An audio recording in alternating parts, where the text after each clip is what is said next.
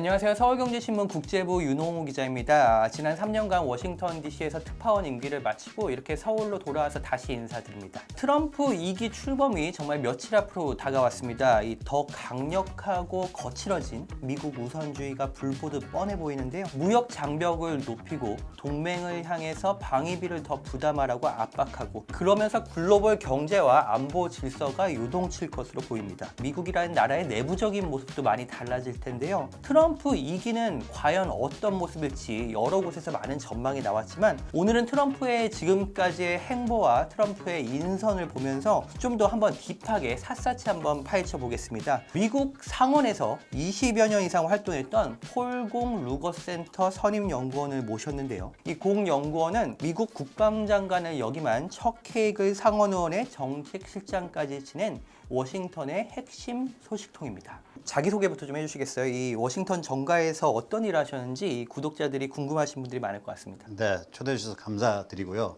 아까 언급한 것처럼 저는 미 의회 보좌관 출신입니다. 미 상원에서 공화당 상원의원 3분을 모시고요. 경합주 미시간을 포함한 주요 6개 주에서 7개 선거 캠프에서 직접 뛰고 미국 상공회의소에서 근무한 바 있습니다. 지금까지 사실 트럼프의 인사가 굉장히 재밌었습니다. 미국 매체들이 예상한 후보가 줄줄이 빗나가는데 심지어 미국의 정치 매체 폴리티코 같은 경우가 6명의 후보를 예측을 했는데 그중에 1명도 아닌 경우도 나왔고요. 마치 트럼프가 너희 어떤 기성 미디어들이 예측한 인사는 쓰지 않겠다. 꼭 이런 의도를 갖고 있는 것처럼도 보였는데 전체적으로 어떻게 보였어요? 지금까지 트럼프의 인사를? 캐비닛이라고 부르죠. 미국에서는. 근데 한국에서는 국무위원이라고 부르는데 그 멤버 중에서는 아마 마르코 루비오가 지명된 거 빼고는 다 진짜 아무도 예상 못한 지명자들이죠. 그래서 그런 점에서 놀랐고 사람들 공통점이 있다면은 뭐 당연히 트럼프 당선인한테 충성심을 되게 많이 보여주고 있고 그리고 TV 인터뷰를 잘하는 사람, 폭스 뉴스의 뭐 출신들,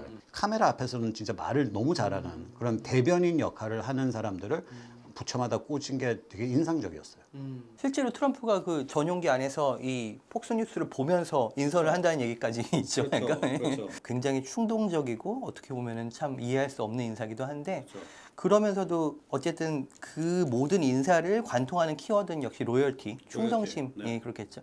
그게 아무래도 트럼프 1기 때 워싱턴의 어른들이라고 하는 그런 어떤 관료 집단이나 이런 곳에서 서로 마찰을 이룬 것들이 영향을 끼치지는 않았을까요? 8년 전만 해도 초보 정치인이었으니까요. 그때만 해도 아무도 사실 워싱턴 와도 인맥도 없고 누굴 어느 자리에 임명시켜도 모르는 거잖아요. 그 사람이 도대체 뭘 하는 건지. 근데 4년 동안 대통령을 하면서 이제 보고 배운 게 있죠. 이제 그거를 이제 실용하는 거죠. 이제 2기 때는. 트럼프의 외교안보 인사에서 보면 이 마르코 루비오 국무장관 같은 경우 그리고 마이크 왈츠 국가안보 보좌관까지도 이 정도면 뭐 그래도 좀 납득할 만한 어떤 인사가 아니냐 그런 얘기가 있었어요. 하지만 이 국방장관 굉장히 의외의 인물이 등장했죠. 소령으로 예편한 피터 헤그세스 폭스뉴스 진행자인데요. 여전히 논란이 지속되고 있고 어떤 뭐 성폭력 관련한 의혹도 있어서 굉장히 문제가 되는데도 이 트럼프가 이 피터 헤그세스를 아직도 유지를 하고 있어요. 루비오와 왈츠, 이 헤그세스 어떻게 보면 이 미국 안보의 어떤 3대 축인데 이거의 인사를 한번 좀 비교해서 평가를 해주신다면 어떻습니까? 소령으로 예편했다는 거는 문제점이 아닙니다. 왜냐하면 미국은 보통 국방장관 자리에는 한국과 달리 장군 출신들을 임명 못하게 돼 있거든요. 네. 보통 가성 장군 출신들은 예편한 지 7년 이후로 그런 자리 임명할 수 있어요. 국방장관들의 역사들을 많이 따져보면 군대도 안 간 사람들이 꽤 많거든요. 왜냐하면 워낙 큰 조직이다 보니까 매니저, CEO 같은 사람들을 많이 찾아요. 그래서 소령으로 예편했다는 건 큰 문제가 아닌데 이분은 국방부 같은 큰 조직을 운영할 수 있는 그런 감이 안 된다는 지적이 있거든요. 회사든지 무슨 재단이든지 뭘 이끈 데가 없어가지고 그게 문제가 되고 그리고 아까 말씀한 것처럼 좀 성비 의혹도 있고 그리고 뭐 특별히 국방장관으로서는 되게 중요한 성소수자 비판, 뭐 여자 군인에 대한 비판, 뭐 그런 것도 있고 또 그분이 이제 위통 벗으면은 문신들이 나와가지고 그 큰 뉴스를 이었잖아요. 그래가지고 그런 문신에 대한 의미,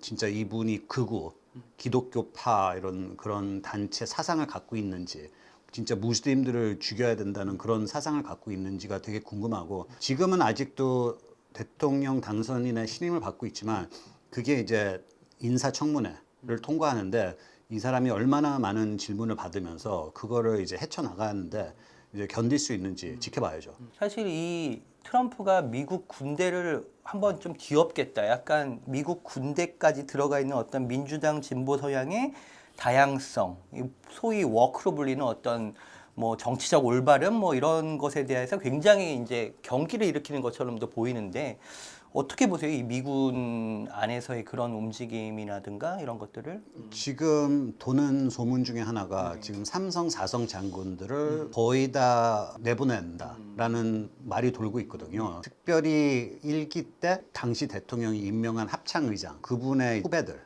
제자들이 이제는 8년이 지난 이 시점에서는 이제 다들 삼성 사성이 된 사람들이고 자기가 추천한 사람들이 많은 자리에 차지하는데 그 사람들을 내보내는 그런 걸 보여주고 있거든요. 특별히 국방부 안에서는 되게 놀라운 그런 거죠. 왜냐하면 정권 교체된다고 장군들 바꾸는 건 아니거든요. 다 임기가 있고 그러는데 특별히 또 그런 장군들 중에서 아까 DEI, woke, 어젠더가 있다고 생각하는 사람들은 그 사람부터 뭐 내보낸다는 소리 도니까 공무원들 사회, 장교들 사이에서는 좀 큰 걱정거리죠.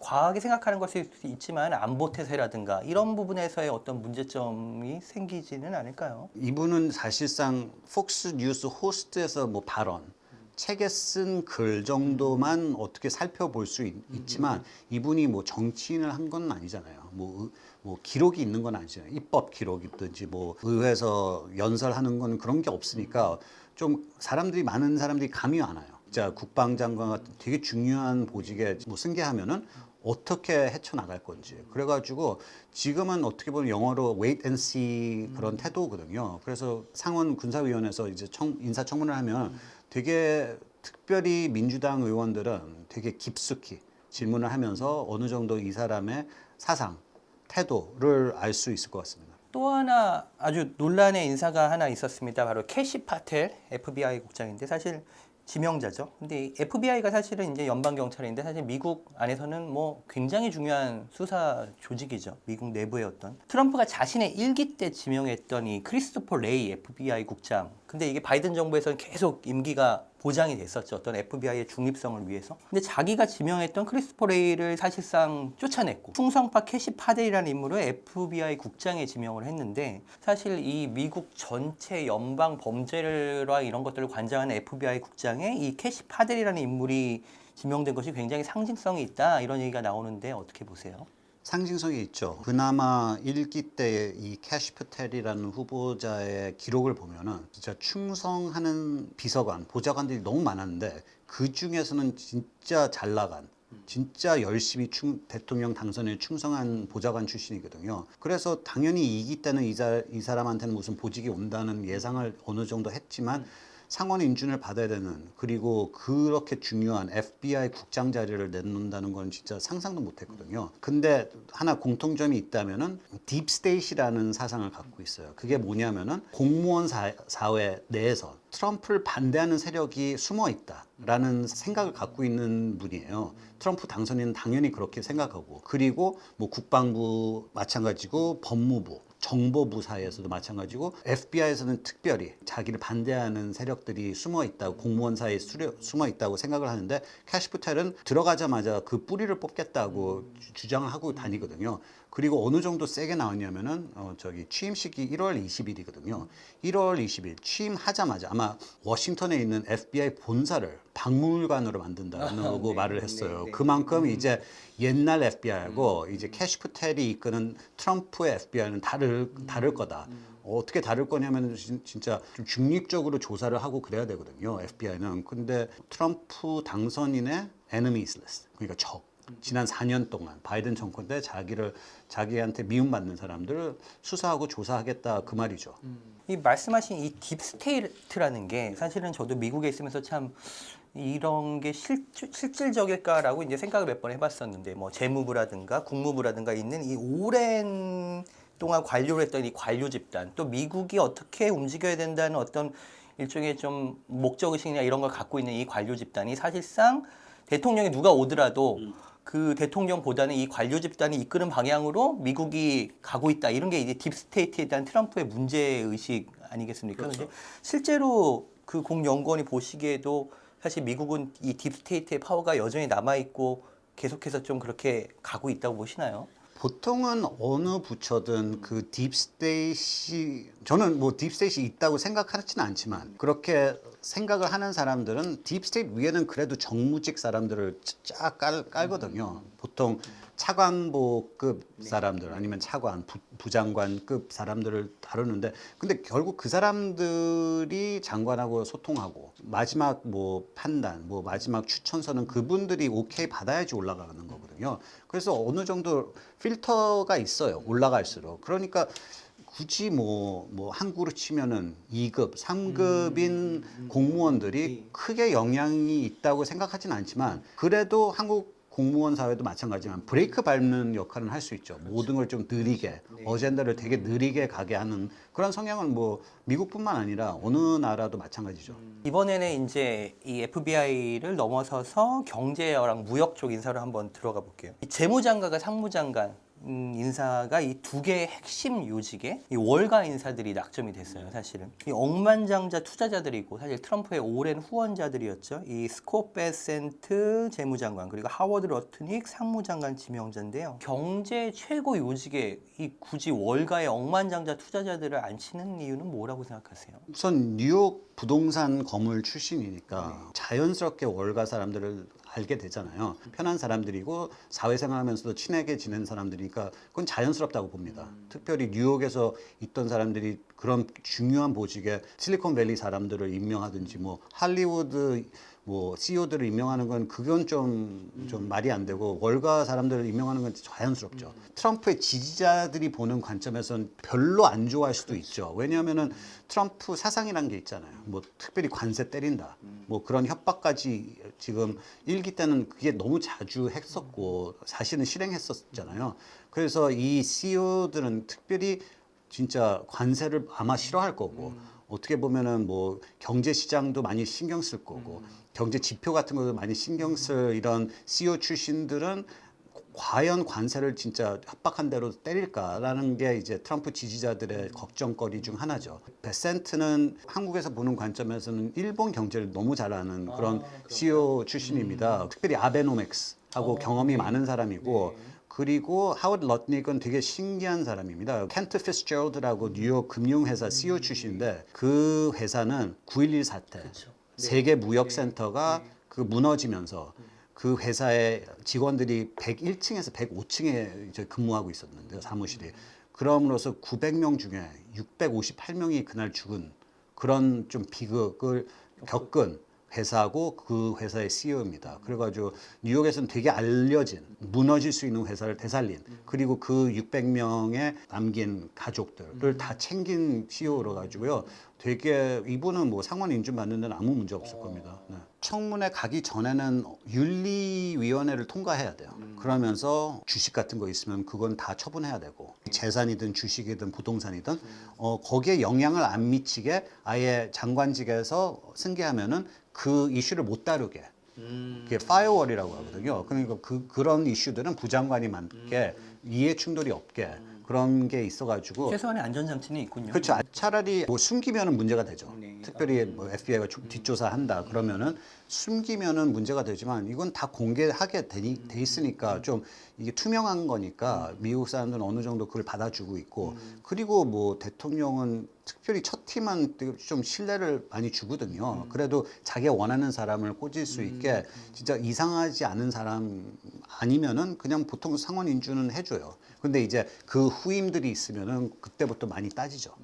그리고 저는 참 재밌었던 게 이 트럼프의 어떤 트럼프 일기 때의 대중 무역 전쟁을 설계했던 로버트 라이트하이저 전 USTR 대표가 사실상 월가 인사들과의 경쟁에서 뒤로 밀려나고 대신에 이제 또 한 명의 대중무역 강경론자죠. 피터 나바로가 백악관에 돌아왔습니다. 라이트하이저 같은 통상 전문 관료가 빠지면서 오히려 이 트럼프의 무역 정책이 이제 더 앞뒤 안 가리고 거칠어지는 거 아니냐 약간 이런 예측도 나오고요. 아까 말씀하신 것처럼 이 재무부와 상무부를 장악한 월가의 어떤 시장주의적 인사들과 기존의 마가 그러니까 어떤 트럼프에 충성하는 이 보호무역주들 사이에서 갈등이 생기지 않겠느냐. 그런 관측도 있어요. 이런 거 어떻게 보시나요? 사실 1기 때 모든 관세 전쟁, 무역 전쟁은 라이트하우스 작품이잖아요. 그렇죠. 1기 때 무역 대표를 한 라이트하우스는 그래도 자기 생각이 있어요. 왜냐하면은 레이건 때 부대표를 했었거든요. 무역 부대표를 하면서 그때 85년에 플라자 합의를 본 사람이에요.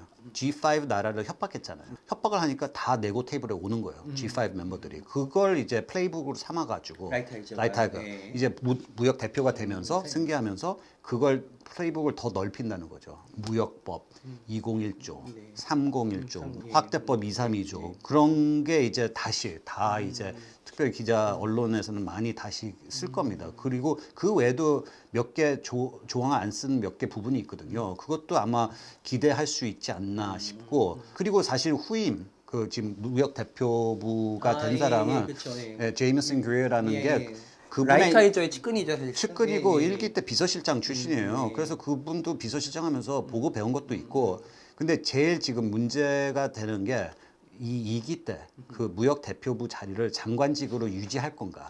왜냐하면은 지금 대통령이 상무장관이 무역 총책임자로 USTR을 보고하는 식으로 생각을 하고 있는데 그게 실제로 실행될까. 그게 고민거리입니다. 제가 최근에 피터슨 국제경제연구소 분한테 들은 얘기는 자유무역을 지지하는 이 진보적 싱크탱크에서조차도 이 라이트하이저 같은 그 트럼프의 통상 관료가 이번에 캐비넷에 전혀 들어오지 못한 것에 대한 우려가 있다는 거예요. 그렇죠. 예, 그나마 라이트하이저라도 있어야 뭔가 무역 전쟁을 때리면서도 서로 주고받을 거 받고 정리할 거 정리하고 뭐 이런 걸 할 수가 있는데 근데 피타 나바로 같은 경우는 너무 이제 약간 강경한 스타일이고 좀 그냥 지금 상무장관 하워드 러트링이나 아까 말씀 대단한 사람이긴 하지만 그 사람의 통상에 대해서 뭘 얼마나 알겠냐 이런 우려들은 계속해서 있는 것 같긴 합니다. 맞아요. 라이트하이저는 사실 무역 대표, 무역 부대표 하기 전에는 의회 보좌관 출신이에요. 그래서 어느 정도 정치를 되게 잘 아는 사람이고 합의를 볼 줄 아는 사람이잖아요. 모든 걸 진짜 미 의회를 통과시켜야 되는 거고 러트닉하고 뭐 베센트하고 뭐 피터 나바로 같은 사람은 정계에서는 좀 거리가 먼 사람들이잖아요. 그럼으로써 우려할 만하죠. 그리고 특별히 지금처럼 통상이 악화된 그런 사정에서 무역 대표부에 진짜 힘센 라이트하이저 같은 힘센 사람이 가는 걸 바랬겠죠. 이번에는 이제 우리나라의 문제로 한번 넘어가 볼게요. 사실 가장 심각한 문제인 것 같은데요.